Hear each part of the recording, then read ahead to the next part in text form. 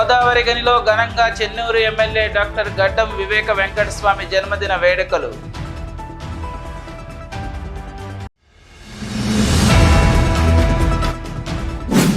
వృత్తిపరమైన జీవితంలో ఉన్నత స్థాయికి చేరాలి, స్టేషన్కు వచ్చిన బాధితులకు భరోసా ఇవ్వాలి.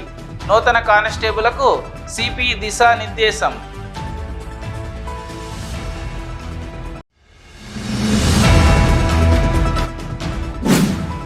మోడీ ప్రభుత్వం అనుసరిస్తున్న ప్రజా కార్మిక రైతు వ్యతిరేక విధానాలపై ఐఎఫ్టియు జాతీయ కమిటీ పోరాటం చేస్తోంది. ఐఎఫ్టియు జాతీయ సహాయ కార్యదర్శి కె విశ్వనాథ్, కమిటీ సభ్యులు ఇన్ఛార్జ్ అశోక్ గాయల్ వెల్లడి.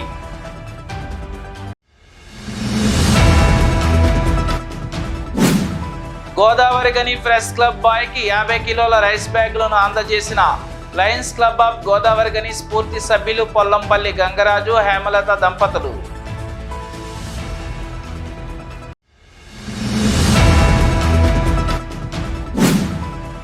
గోదావరి గని బార్ అసోసియేషన్ ఆధ్వర్యంలో న్యాయవాదులకు, కుటుంబ సభ్యులకు ఆరోగ్య పరీక్షలు నిర్వహించిన సిగ్మా హాస్పిటల్ యాజమాన్యం.